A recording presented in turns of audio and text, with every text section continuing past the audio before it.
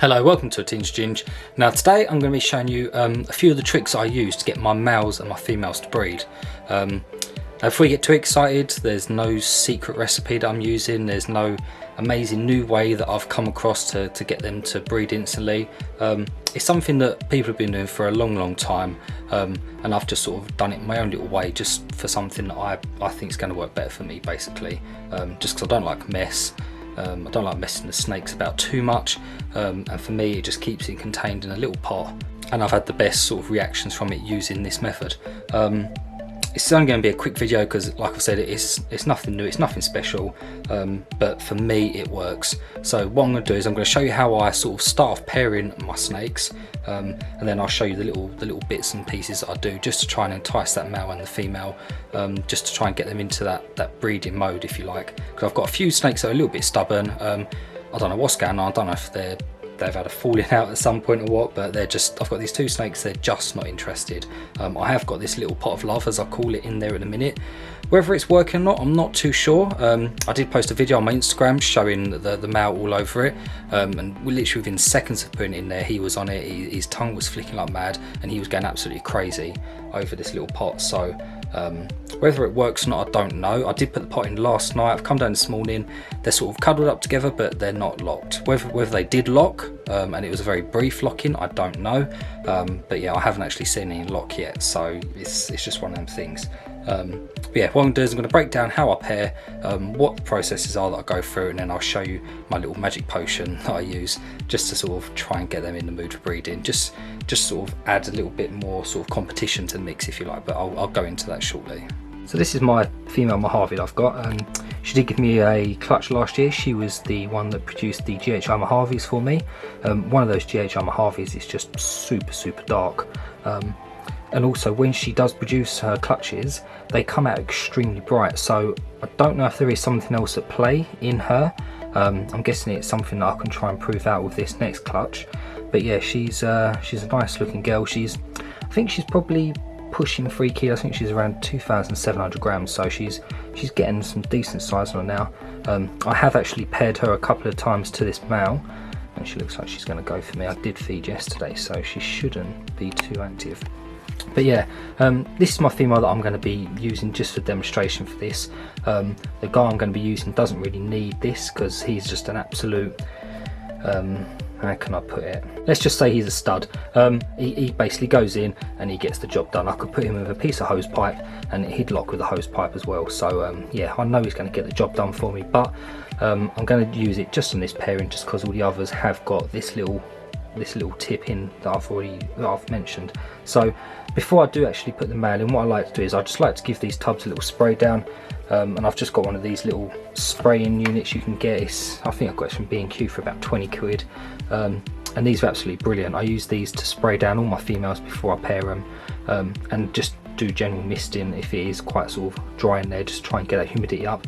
So I'm just going to give her a light mist with this. You don't want to make it too wet in there. You can see the substrate in there, it's still got some dampness to it. When I fed yesterday, I did actually do a little bit of spot cleaning afterwards because I like to feed dirty. That way they feel a little bit safer and a little bit more confident in their tubs.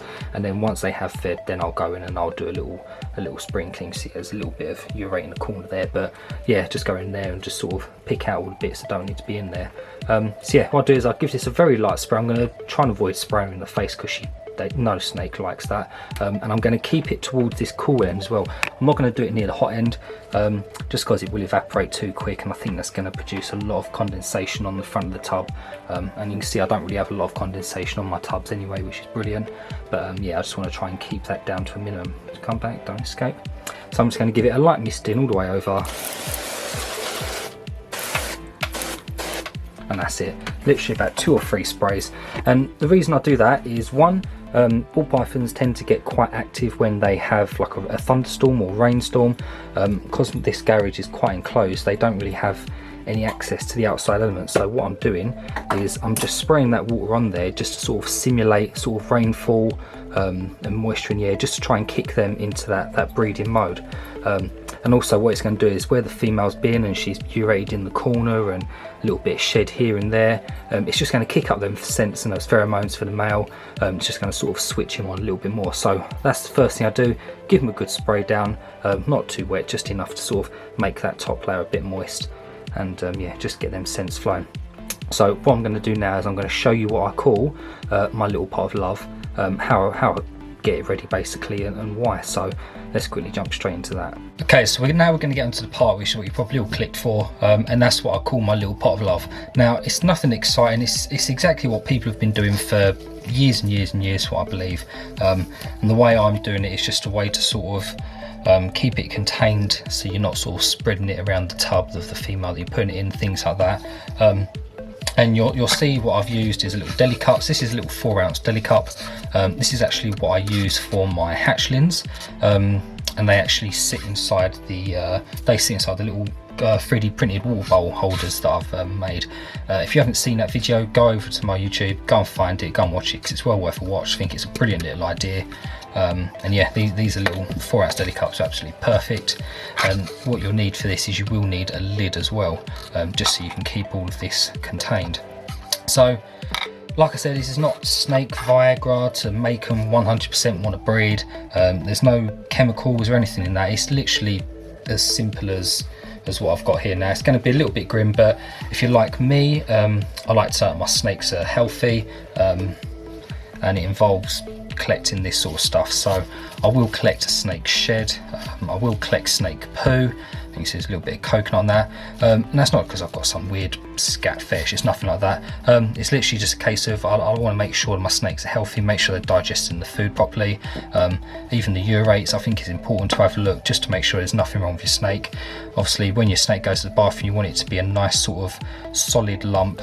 You don't want any sort of runny feces coming out. Same with the urate, you don't want it to sort of be squirting out everywhere. You want to try and make sure your snake's nice and healthy. And looking at this sort of stuff, the bathroom movements and stuff like that, I think it's really important just to make sure your snake is sort of in tip-top condition. So this is basically all I use. I think the most important part of this is that you use a male that is a proven breeder and who is currently breeding. So this is actually my male clown. This is one of his shed, and this is actually one of his poops and his urate from his tub. And I've held on to it just for this video. Normally, if I need it, I'll make it up then and there and chuck the pot in with the female. But for this case, I've got it just for the video because quite a few people were interested in this on my Instagram post that I made. So I just thought I'd use it. Now, the reason I'm doing it the way I am, it should all make sense when it comes together, but basically when a snake sheds, a lot of snakes will actually go to the toilet in their shed. I don't know if that's just because they feel brand new and they thought, well, I'm just going to offload a little lump, or if they do it for a specific reason, because obviously the poo is going to be contained within the skin, it's slightly waterproof, and whether that lays about to mark its scent, so it sort of warns off other male snakes, I don't know. The females do it as well. Again, I don't know if it is for like a sort of a scent tracker for that snake, but for whatever reason, I've decided to keep it all together just to try and recreate that as it would be in the wild. So what I'll tend to do, I'm just going to get this coconut bark off there because I don't want that on there. So it is a bit grim, but as long as you've got gloves, it doesn't really matter. And the majority of this is actually just fur as well. I don't want to touch my camera now because I've touched this poo, but yeah, a lot of this, it is just fuzz from the mouse basically that's eaten. And yeah, so what I'll do is I'll tend to sort of chuck that in a pot, and I'll just add a little bit of water to that. If you are eating your dinner or whatever, I am sorry, but you decided to watch and I did give you warning. But this is what I'll do, is I'll chuck that in the little deli cup of water, and I'm just going to sort of moisten that down just to get some water in it. And what I'm going to do is in the deli cup, I'm just going to break that up. I'm just going to break all those fibres apart. You can see there's sort of fur in there and other bits and pieces. And like I said, it is important to check the snake's feces, because obviously you want to make sure they haven't got anything going wrong internally. So all I do is I break this up, and like I said, I think it is important for it to be a male that is a proven breeder and who is currently breeding, because obviously he's sort of, all of his scents and pheromones are all going to be heightened because he's looking for them females, and I think that does come through in their shed, in their poo and things like that. So I think it just adds that little bit extra potency to it that you're going to need. So you can see there I've got a nice little slurry. You don't want it too wet, you want it just sort of wet enough that it is going to give off that scent, but if it tips over you don't really want that to sort of go into the tub that you've put in, because obviously you're going to make a mess with that tub. So what you can do is, if like this is a little bit too wet, you can just get like a little piece of paper towel like the one I'm using, and this isn't going to affect it. This is just going to sort of soak up some of that moisture in there, just so it's not going to be as damp. The smell is still going to be there, but it's just going to stop it from being like a little bit runny.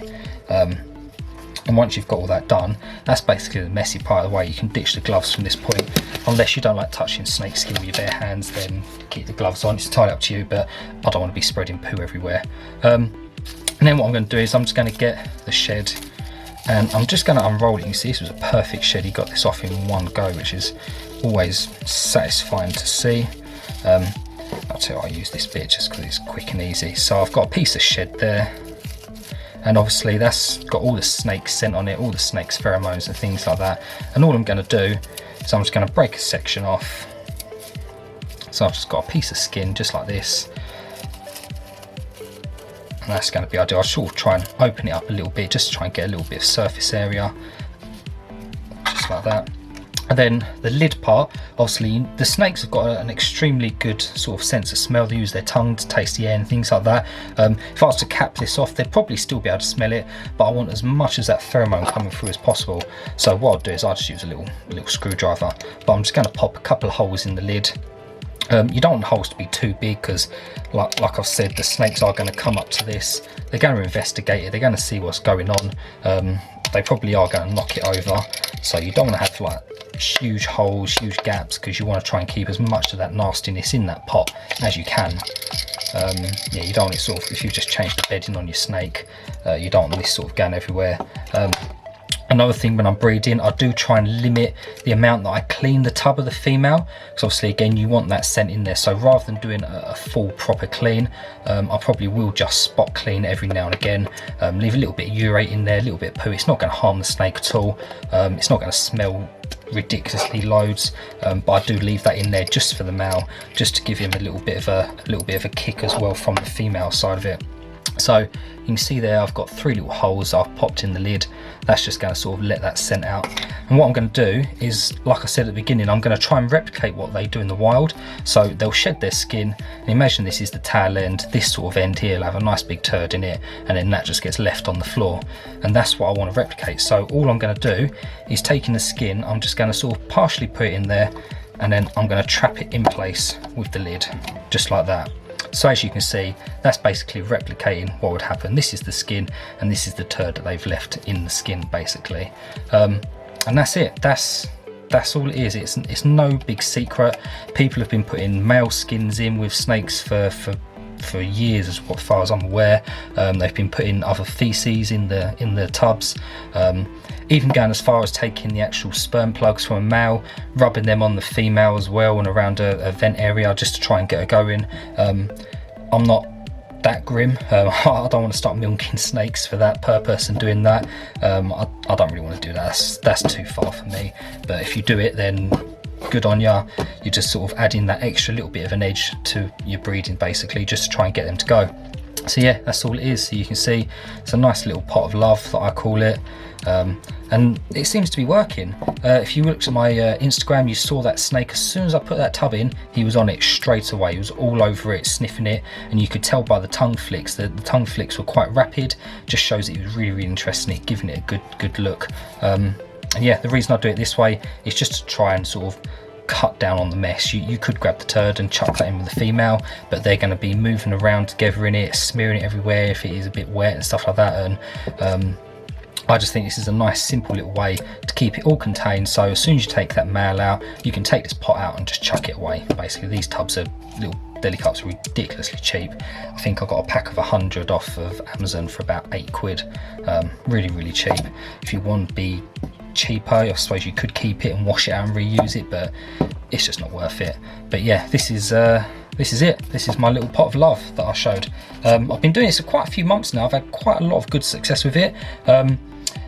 I'm not going to say that it's 100% proof, but I just think it adds that little bit extra of an edge to your breeding, just to try and get your season on the go. And if you do have those sort of stubborn males or stubborn females, then maybe this is something that's just going to sort of give them a little bit of more of a kick, and just to get them in the mood basically. So what I'll do is now I'll just show you how I put the tub in. I'll show you putting the male in, because I'm actually about to pair these two, and yeah, we'll see if he actually goes up to this tub and sort of starts interacting with it like the other one did.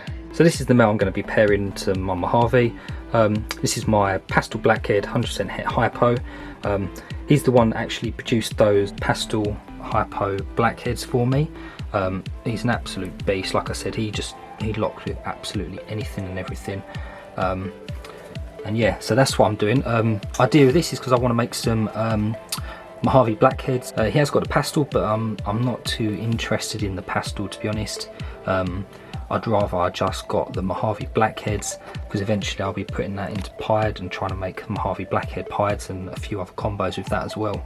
But yeah, these two have actually been paired a couple of times already, so they're probably well on their way to going, but I just wanted to sort of show you the whole process of what I do. So if I was pairing these from new, I'd do it exactly the same as if I paired them 3, 4, 5 times already, spraying the tub down, getting the little pot of love out and chucking it in there. So what I'll do is now I'll just pop the pot in place. So this is the pot we just made up, and all I'm going to do is I'm just going to chuck that just in the corner of the tub, try and nestle it down into the substrate, just like that. And yeah, eventually they'll work their way around to that, they'll have a sniff of that, get the smell, and hopefully that's just going to make them a little bit more rampant and just get the job done basically. I think he knows what he's doing anyway. I think he's already on the prowl, he knows what he's looking for. He might actually find that tub in a second and give it a bit of a once over. She's looking like she wants to have a piece of me, but I don't know. Since I've been pairing her, she's just been an absolute beast, which is brilliant. Absolutely smashing food down. Oh, scared of that. And yeah, she's just an absolute monster. She got up to size in basically 4 or 5 months after producing that GHI clutch for me, which is amazing. What I'm hoping for is they go over to that pot, just so I can actually show you how much interest they've shown. I'm just going to shut the tub up for a little bit, give it a few minutes, and see if we can spot anything happening. So the female's over in, she was checking the pot out until I sort of opened the tub a little bit more, and as you can see, she's just get away from the camera. You can see she's just looking for food constantly.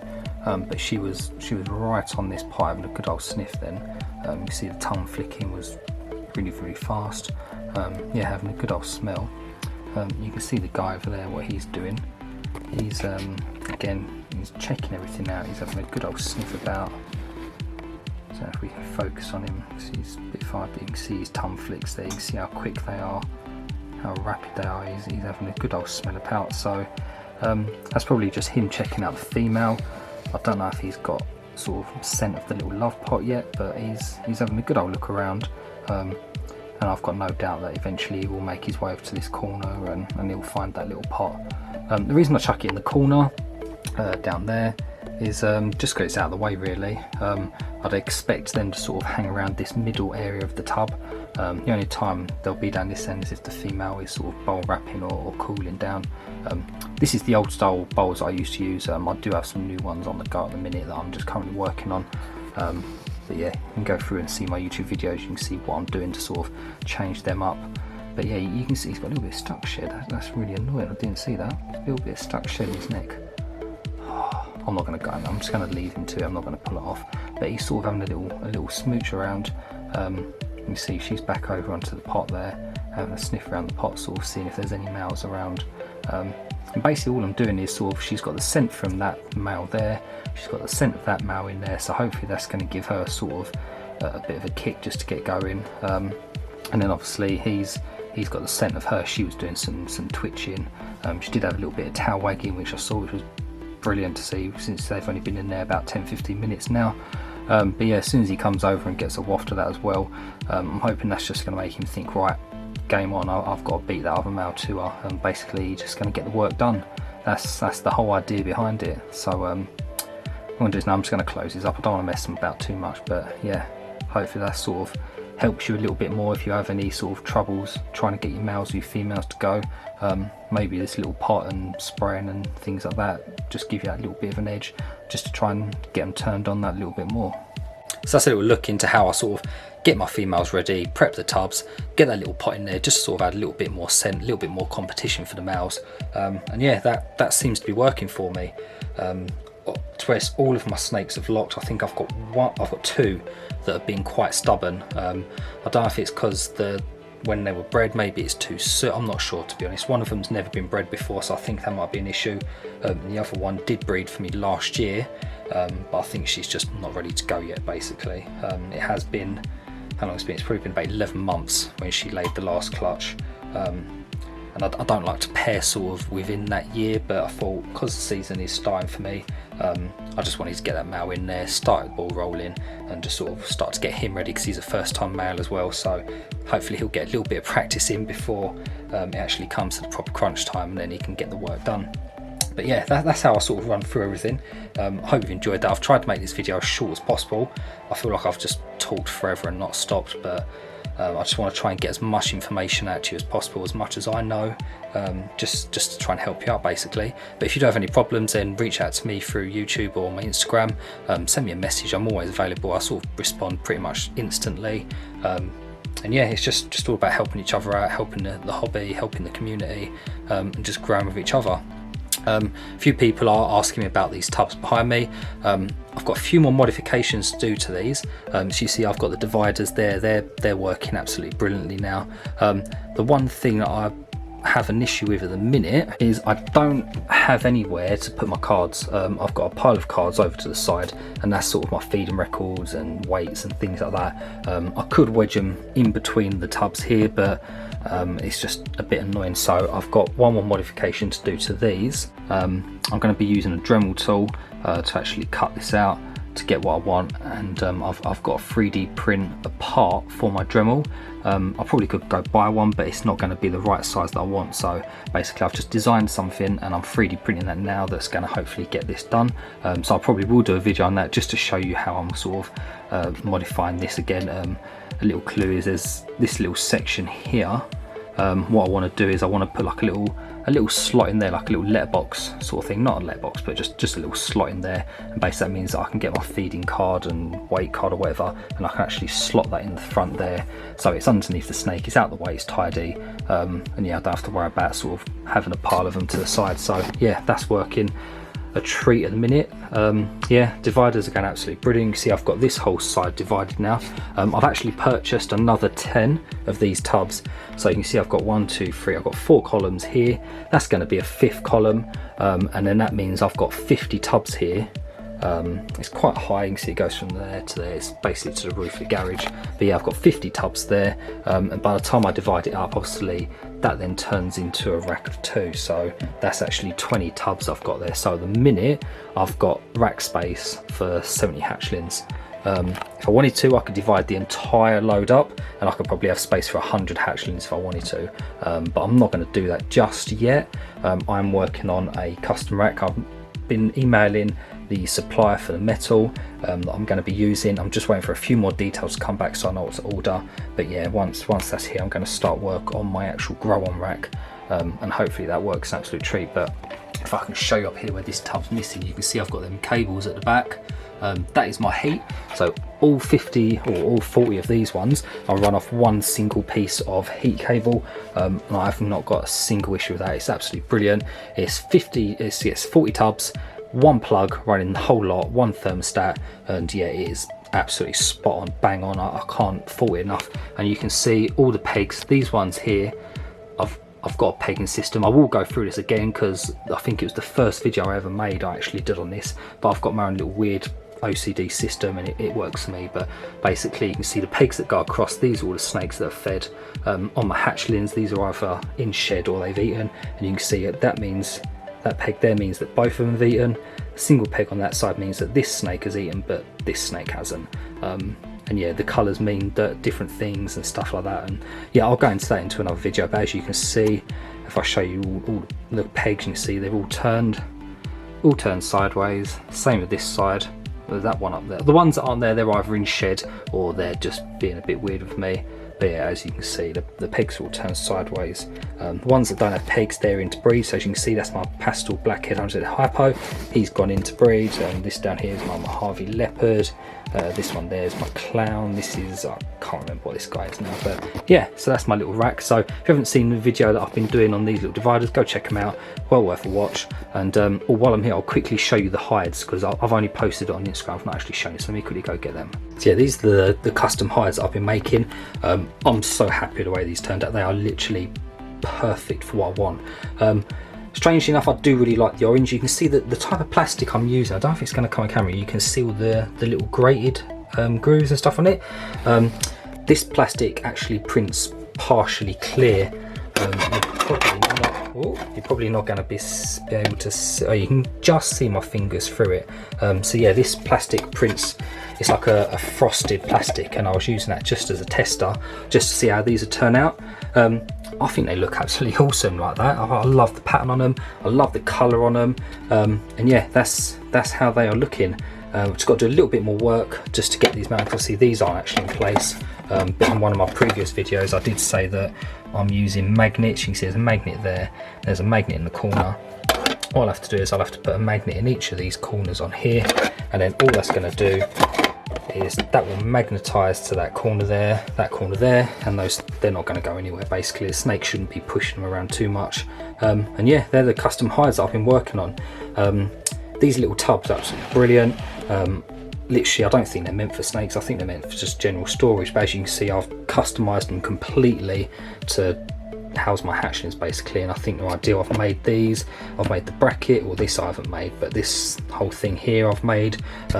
New water bowl holders, if you haven't seen that video, I did mention that, go and check them out.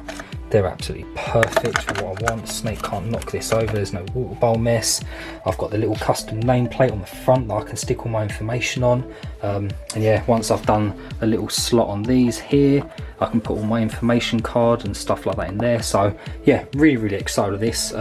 Proper tarty, probably a bit overboard, but it's what I want, and it serves a purpose basically. It's absolutely spot on. Also, I need to give you a little update on this that I've made. This is a new custom hopper that I've made for feeding my ASFs. You can see they're all sort of snuggled up in the back there because it is getting quite late now, so they're all sort of getting a bit tired. They'll probably go to sleep for a few hours, and when I turn the lights off they'll be out and about. But yeah, this is something else that I need to do a video on again.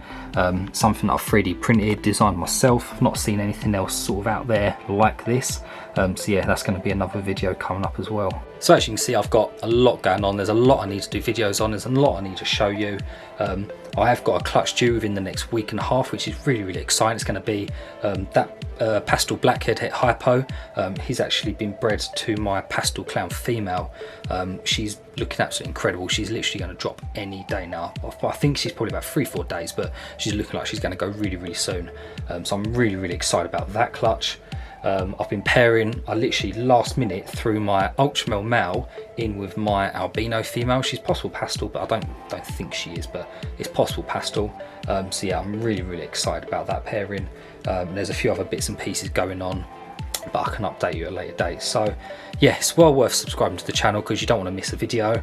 There's so many things that I've got planned. I've still got my room to finish off, got to get all that done, get everything moved over, show you all my ASF racking, things like that, and things I'm doing with them to sort of get them to breed a little bit quicker and things like that, make them a little bit more happy.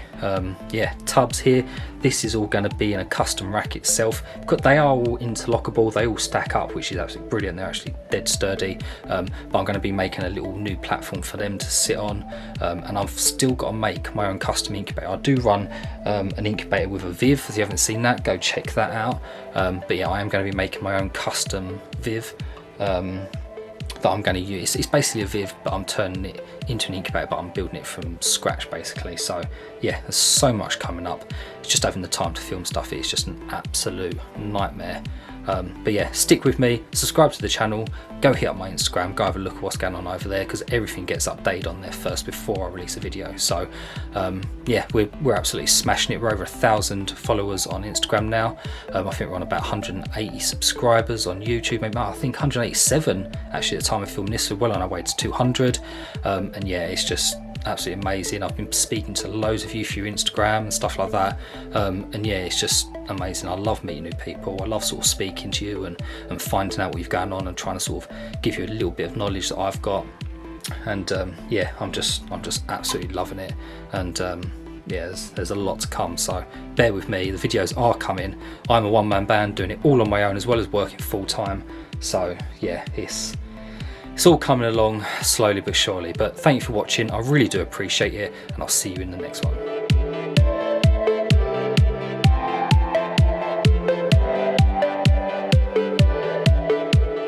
This one is absolutely juicy. Whew. This one's quite potent as well. If this doesn't work, then God knows, snake Viagra it is.